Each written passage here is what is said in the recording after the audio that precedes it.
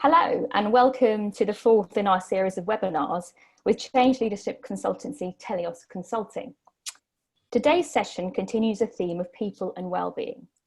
The health and well-being of our staff and customers is especially important in this situation, and it has brought many different challenges.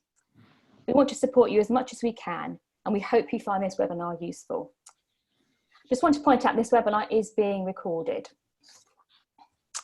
From juggling your work, homeschooling, and caring for vulnerable members of your family in or your local community or workplace, for many of us, the demands have never been greater. In this webinar, we will consider the new and multiple roles that many of us are taking on, including the potential opportunities too. We will take a close look at the impact this is having, including a really great focus on women. We are joined today by Ruth Morris of Rema Consulting. Ruth specialises in working with women, helping them to use their uniqueness and gifts to engage and inspire their teams and drive for results. And Keezia Obi, a consultant at Teleios Consulting. In more recent times, Ruth and Keezia have joined forces to offer a range of support and solutions to women and organisations to help women develop their skills, build their confidence and resilience, and to further their careers. You may see that I am logged in as Andy Nellis today. We've had a few technical issues this morning, but I can assure you that I am Vicky Bradford, Head of Marketing at Cognition 24. And a little bit of housekeeping for you as well. We are doing some question and answers during this webinar, and we will answer your questions at the end of the webinar. If we can't answer them today, we'll take these questions away and get back to you within the coming days. So I'd like to now pass you to Keezia. Great, thank you very much, Vicky, and a welcome from me to this afternoon's webinar. So the blur of wearing many hats. I've had several conversations over recent weeks, read messages, watched videos about people that are feeling totally overwhelmed by the current situation. And I am happy to, I can say to you that I too have had moments where I felt totally overwhelmed. Most of these conversations, videos, texts have been related to juggling roles. And I don't think we can underestimate the challenge that this brings. So whether as an employee, parent, carer, teacher, volunteer, in fact, all of the above, the different cultural and gender expectations, the current pressures are all having an impact on our lives in some way. And one example of many that I'd just like to give you that I've been thinking about, and indeed I had a conversation with somebody about this recently, was a father that's usually away from home during the week, you know, Monday to Thursday, Monday to Friday in some cases, and are now suddenly at home when they're usually away, involved in childcare in a way that they've never had to in recent months, years in some cases. And that's had, in many respects, many positive, a positive impact, but in many ways also negative as well. But what it has done is certainly change the dynamics. So many men have been lost to this virus, and women, but we know that the number of men is higher. In the UK, women are about 1/3 more likely to work in sectors affected or shut down by the situation, for example, the retail and hospitality sectors. Women make up 75% of carers, 85% of nurses, 76% of other healthcare roles, and so are disproportionately affected by the virus. So as I said, these situations are changing dynamics and expectations of each other. I know of many people, for example, who are getting up really early in the morning to do their work, then moving to their caring responsibilities, homeschooling, then going to bed late, you know, before they go to bed, finishing off their work, then having to get up again the next morning and start it again. And that can be totally overwhelming if you're in that situation. So among all this, where do we find time for ourselves? And where is there an opportunity to identify opportunities for yourself? So shortly, Ruth is going to talk about this, but first I'm going to hand you back to Vicky, who's going to talk about her own experience of homeschooling and holding down a full-time job. So back to you, Vicky. Thank you. Thanks, Keezia. That's great. So the combination of homeschooling, working from home in a nationwide lockdown equals a perfect storm for many of us. As an example, this is my current situation at home. I have two very headstrong teenage daughters at the kitchen table doing their schoolwork in between TikToks and house parties. My husband's working in the spare room and my desk is plonked on the upstairs landing. Throw into this heady mix a 10-month-old puppy that likes to howl during customer calls and in the middle of webinars. I do warn you, this is true. These are very challenging times for us all, and we must try and remember that we are not alone. Certainly, it's been very helpful to me to reach out to my friends and colleagues who appreciate this. My friend Samantha, who's an investment manager, has two very active and very vocal toddlers. So how have Sam and her husband coped with juggling full-time jobs with full-time childcare? Sam said to me, "The iPad has been very helpful, as has the Disney Plus subscription. In all seriousness, we've had to adapt to our working day. We start early, finish later, make use of quiet time in the afternoon and take it in shifts. Luckily, my company is very supportive. Most of us are in the same situation. It really doesn't matter if your call is interrupted by your kids or the dog. We're all in this together. It's time to throw traditional work formalities out of the window." So here are some nuggets of advice that I've collected from friends and colleagues. Talk to your manager. If you are struggling, they need to know. You may have to change your priorities and schedules during this period. This is particularly poignant if you're a single parent. Parents can now ask to be furloughed on 80% of their salary if they can't work due to caring responsibilities. This is an enormous relief for some. Find a routine that fits in with your family. Work out a shift pattern with your partner and try to explain the importance of this to your children. Reach out to others in the same situation. For example, I found a great group on LinkedIn called the Working Mums Network, which offers shared advice and tips. And this is a really important one and relates to last week's webinar, is be kind to yourself. This is an unprecedented situation. Schools are expecting children to attend every day and follow a timetable, but you have to follow your own judgment. If this isn't working for your child, make contact with the school and work out a plan that fits in with all parties. My daughters, like many, start school after PE with Joe Wicks in the morning. And I think that's fine. If they start at 9:30, I'm happy with that. It's important for them to look after all aspects of their well-being. And remember to take a breather.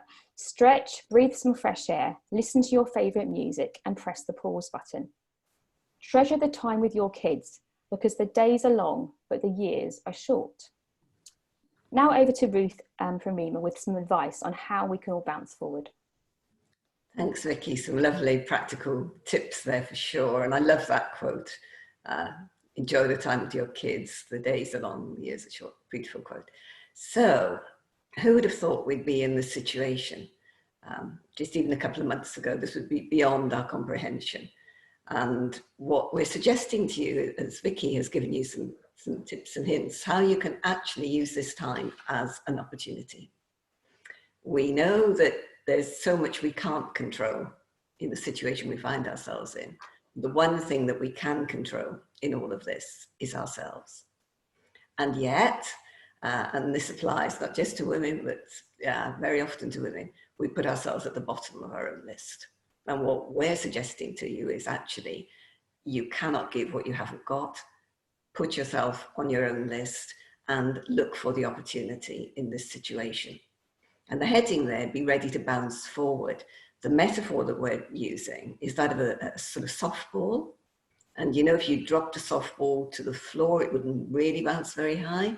But if you put a lot of energy and effort and muscle into pushing it to the floor, it would bounce up a lot higher the other side. So that's the metaphor. The more effort and energy you put in now looking for opportunities, the higher you'll bounce out when we're through the other side of this. So that slide there saying I'm more vulnerable than I thought, though stronger than I would have believed, that's really important. There's another lovely quote from Eleanor Roosevelt about women particularly that says, you don't know how strong a woman is. They're like a tea bag until you put them in hot water. That's when you see the strength. So what we're suggesting here is that you look for opportunities in this situation. How can I see the opportunity and make the most of it for me, is the question. And another way of really energizing ourselves in this time is to look for meaning and purpose. Purpose and and a focus will give us energy and allow us to bounce out again the other side. So how can I look for meaning and purpose in all I'm doing? That's a very, very good question for now. Job titles themselves are often very meaningless, these long string of words. So how can I find meaning in my role in a way that will energize and inspire me? And if we do that, we'll come out the other side more powerful. So the questions around this: how can I find a stronger sense of purpose? How can I use this time to make a really meaningful impact? How can I redefine the purpose of my work? I was trying to set up a call this afternoon with a friend of mine at 3:30, and she said, I can't do 3:30. What are you doing? And she said, oh, I'm out cooking meals for the vulnerable, and then we go and deliver them. And I said, you know, Chrissy, you've got a lot going on in your life. She said, but I want to do something meaningful. And the suggestion is here that instead of counting the days, you make each day count in a way that makes sense for you. The next thing that we're suggesting is that you look for happiness, those nuggets of happiness. We intuitively know that laughter makes us feel better. I don't know about the friends that you've got, but I had so many of those funny WhatsApp clips at the start of this, and we're still getting them. So we know intuitively that laughter is a sort of antidote to any fear that we might be feeling now. We know it's a way of releasing tension. We know from research that soldiers that tell jokes then react to trauma in a very different way. So we know all this stuff, and we know, I'm sure you've been in a situation where someone's fallen and hurt themselves, and you sort of want to giggle, and you think, oh, I really shouldn't be giggling now. But what you're doing is relieving tension. So we're really suggesting that you look for those nuggets of happiness and gather them. It's a good way to look after yourself, and of course, a good way to look after your family. And this doesn't have to be huge moments of laughter, but finding the joy in little things is as healthy as looking for joy in the bigger things. And we know it lowers our heart rate. So the questions around, you know, what makes you laugh, and are you having enough laughter in your day, just to make sure you find time to have fun. Really, really important. The next thing we're suggesting is this thing of connection. Connection is a fundamental human need. We are hardwired for connection from the day we're born. You know, when you have those little babies, you know, they're trying to figure out by putting their hands and their feet in their mouth where they end and the word begins, but they want to connect. You smile at a baby, within weeks they're smiling back. It's a really, really important human need, and very important in this time of isolation. So the questions here around how can you form communities that can help? We've seen some great examples of that with the Mercedes Formula One, for example. They were collaborating with a scientist to come up with new breathing apparatus. Who would have thought that sort of collaboration would have happened? And also your communities drawing together, and you can align relationally or you can align around a purpose. And we've got a great example of Captain Tom, who's 100 years old today, who's found a purpose, and look at the people that have aligned around him and the good that that's doing in the world. So the question here is, who do you need to connect with? And our proposition is that if you were your own limited company, who would you want at your board table? Because you need a different mix of people. You need people who support you, who make you laugh, who encourage your creativity, who'll challenge you, who'll give you some wise words. You know, who do you need at your table? Which seats are filled right now?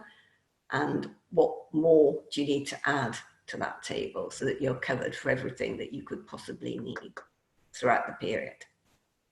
Then finally, our final suggestion is around stretching yourself.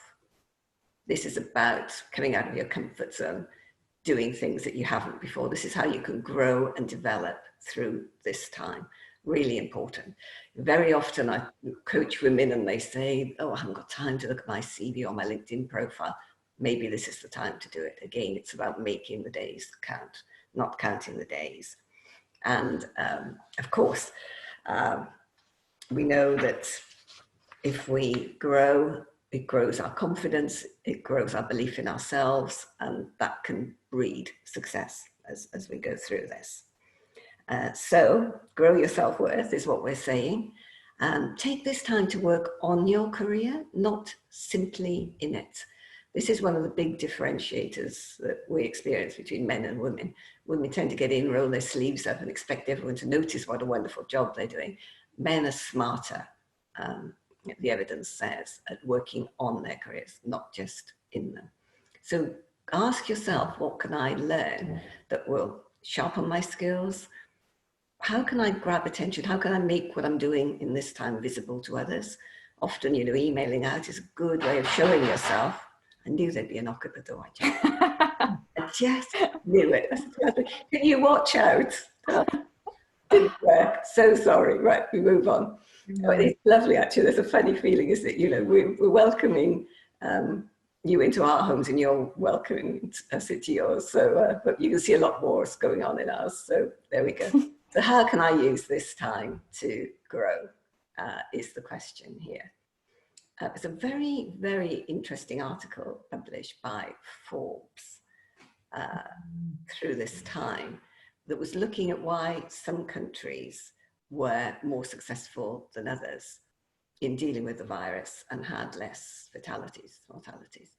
And the common denominator that they found in the 7 countries that seemed to be doing really well was that they were led by women. It did make me smile. Yet the factors that they were pointing out actually were universal. They weren't gender specific in any way. The countries that seem to be doing better are Germany and New Zealand and Iceland and Finland, Denmark and Norway. And what they looked at was, what is it that these people are doing that makes this work so well? And the 4 things they came up with, and these are such easy things to grasp. The first one was around truth. Very early on, they were very clear about how dangerous the situation was. They didn't hold back. They shared everything. They were very, very truthful. The second thing was that they were very decisive, made decisions early that could minimize problems further down the line. The 4th was around technology. They were using technology not just for testing, but also for getting the message out there, using social media influencers to point out the seriousness of the situation. And the final thing they called love. And one of the very cynical journalists said that he was watching the clips and said that it was as if their arms were coming out from their videos to hold you in this heartfelt, loving embrace. And of course, we all have the capacity to love, infinite capacity to love. So these are not things that are difficult for anyone. They're all within our gift. And I think that's a really important point to note. We can all do all of this stuff. And that capacity to love, we know that when we have one child, you're then having another one and you think, how am I ever going to love this second child as much as I love the first one? But of course you do, because we have that infinite capacity. So our suggestion to you is that you pick up on these tips. And this is a way of, we can ask ourselves, do you want to live in fear through this? Or do you want to live in hope? We have the choice, and we have the power to do whatever it needs to stretch, to make the best of this situation. We're happy to take any questions whatsoever that you've got. So let me hand back to Vicky at this point, and she'll share the question. Thank you so much, Ruth. It's really useful and informative. And I'm absolutely, I love listening to you talk. So we have got a couple of questions that come in. We have got, I think this is one for Ruth. Can you suggest some practical tips to build your career during the pandemic? Okay, this is a great time to build your network. You can build connections through LinkedIn. It's a really good way to look at who are the people that I would like to stay connected with, but somehow, it's dropped down my agenda. Who are they? How can I reach out to them? Let's mail them. People now will have more time and tend to be more responsive. We're spending so much time on our laptops, computers, tablets, whatever. This is a good time to connect. So I would say, look at your network and really be robust about who are the people that it would be good to connect with, I can learn from, I can grow with, who'll have some impact on my career, who can talk to me about a different organization, business that I might be interested in. That really is a good time to start building a network. Fantastic. Okay, and this question, I think for Keezia, how do you manage multitasking? Ah. And if I may, actually, I will make a comment about that. I think women are excellent at multitasking, no doubt about it. I don't know a woman that isn't brilliant at multitasking. And unfortunately, I sometimes hear the comment, or I've heard the comment in the past, that it's because women aren't able to focus. And I strongly dispute that, because I think we are brilliant, as I said, at multitasking. But I think in these times when we've got so much going on, there is a risk, a danger that we do try and multitask that bit too much.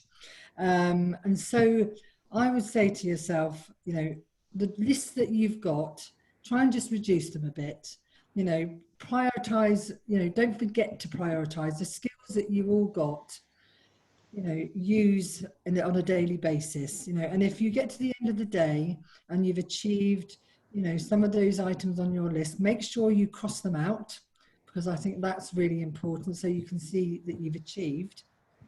I think in that list, make sure there are some things for yourself. Now, and I would just suggest one thing, actually. Last week, my colleague Pete Hay did a fantastic talk about the 5 ways to well-being.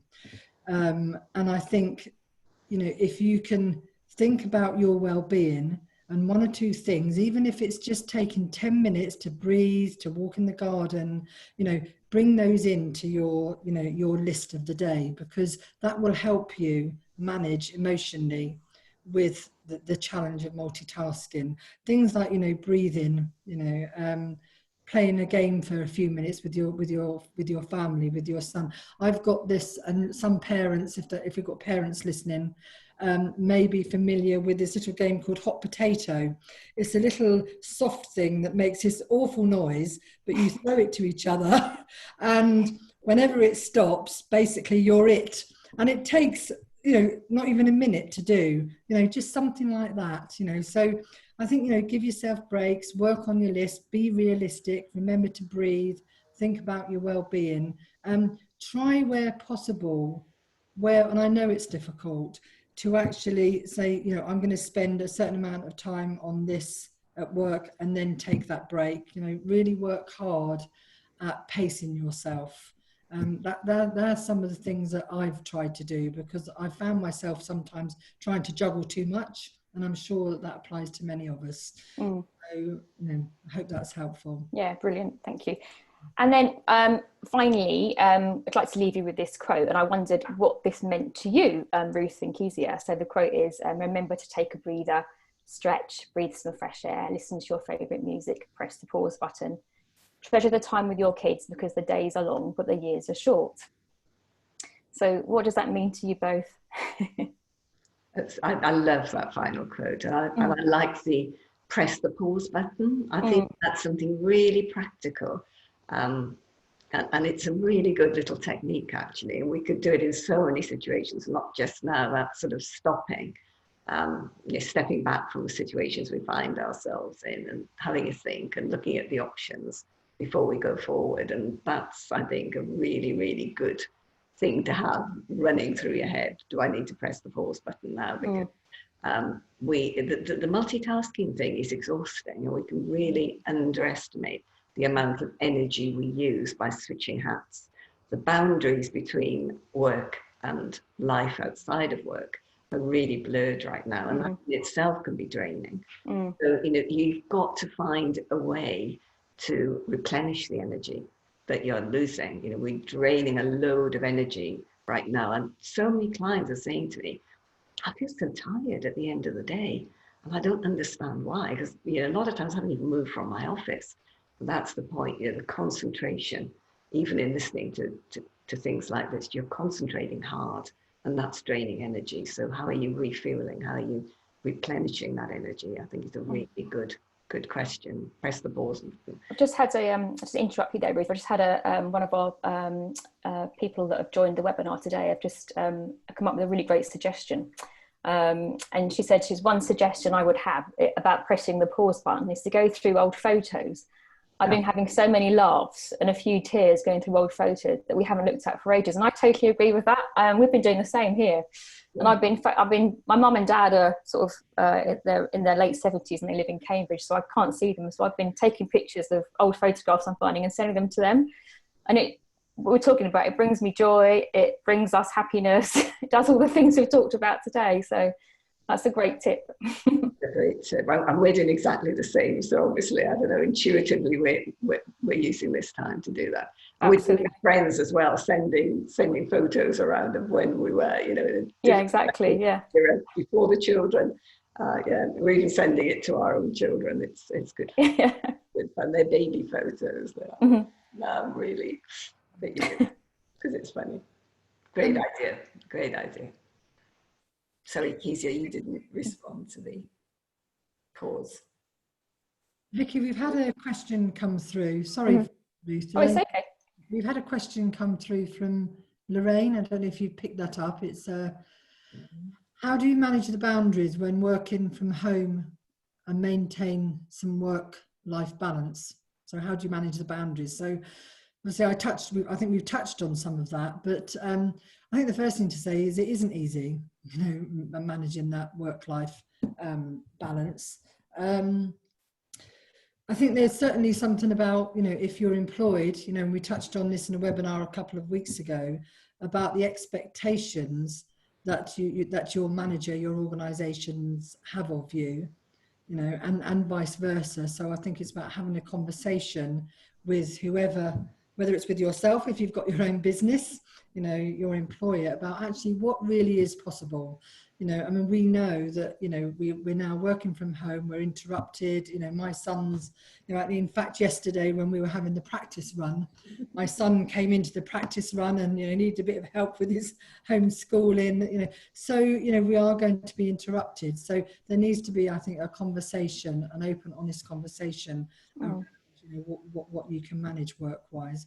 I think personally, and I was aware of this yesterday evening when I was, and this is, I think, if you're working for yourself, as well as being employed, I was emailing last night later than I should have been, really, actually. And I thought, I need to stop, I need to take a break, and I need, you know, I've got a busy day tomorrow. So I think it's about, you know, finding ways yourself to actually say stop and move to some activity that's not about work, you know. I don't know if Ruth. I think, yeah, I totally agree. I think it's about setting a different rhythm, a different pattern. Yes. And everyone will have, you know, some people are better in the morning, some people are better, you know, later on through the day. And this is a great time because we all have, our bodies will tell us what they need, and we need to be listening to them and setting up a new pattern that works for us. You know, maybe you get up early, do your exercise, start your day, finish a bit earlier, or may want that extra hour in bed. You know, this is a time to establish a pattern that works for you. So yeah, I think Pete last week in the webinar, Pete talked about he sets alarms on his phone, and that was a really, really good tip to sort of say, right, okay, it's 3 o'clock, I'm going to go out for a walk now, or I'm going to do some work for an hour and a half. I'm going to set an alarm on my phone, and after that I'm going to have a break for an hour. And that was really useful advice for me because I just get so bogged down, particularly at the moment. I'm finding it so intense. It's Zoom meeting after Zoom meeting. And I think just to say, right, okay, you are going to go out and you're going to walk the dog, or you're going to drag the kids out for a walk, but just being quite, being strict with your time and giving yourself time to do all the things that improve your well-being, you know, exercise, eating properly, spending time with your loved ones. Yeah, that's a really good point, Vicky. And there's a book called 7 Habits of Highly Effective People. And one of the habits, the final one, is called Habit 7. It's called Sharpening the Saw. And it compares a professional woodcutter to an unprofessional one. And it says the unprofessional woodcutter saws and saws and saws and saws. And the saw itself gets blunter and blunter. And the man has to expend even more energy to make it work properly, and then becomes exhausted and stops. And if you look at a professional woodcutter, they saw, stop, sharpen. Saw, stop, sharpen. And that's how they maintain their productivity at that high rate. And I think that's a lovely analogy for us in life. You know, have your breaks, take them regularly. Great advice from Pete there. I think that makes a lot of sense. I think if I'm just one final comment from me there, I think I've heard many people say, actually, I don't want it to go back to what it was like. Our lives were too busy. We didn't take time for ourselves. We didn't look after our well-being. And I'm hoping, really hoping, that when we get back to, you know, normal, that we can take these messages with us and actually, you know, take the breaks, you know, go for a walk, do the things that we all really need to do to, you know, promote our well-being and have more healthy communities. Yeah, that's a brilliant point to end on, Keezia. So I'm just going to talk about the upcoming webinar next week. Our next webinar in this series will take place next Thursday at 1 o'clock, and we're delighted. We're so excited about this webinar. We have a lessons learned from the front end of 9/11 with Chris Lever and Clive Triance, who was the former CEO and MD of HSBC and MD of Global Operations at Cantor Fitzgerald. Clive held a critical position in the organisation following the events of 9/11 and was responsible for invoking the disaster recovery plan in London to support the New York business, which led to the rebuild of the core US Treasury operations business. Through his leadership, the firm was stabilised and the capital and cash flow of the Cantor group of companies were protected during its financial survival. Clive is such an interesting character and his story is absolutely fascinating. So if you'd like to register for our next webinar, the link is on the Cognition website under webinars and events. And I'll also send an email out today to everyone that's joined this webinar with the details of that webinar too and how to join, plus a recording of today. So I'd like to thank you, and I'd like to thank Ruth and Keezia for being wonderful and for joining our webinar today. We are running a lot more in this series, so please visit the Cognition website for more details, or keep an eye on our LinkedIn page because we're always updating our news section. So have a lovely rest of the day and stay safe, everybody. So thank you very much.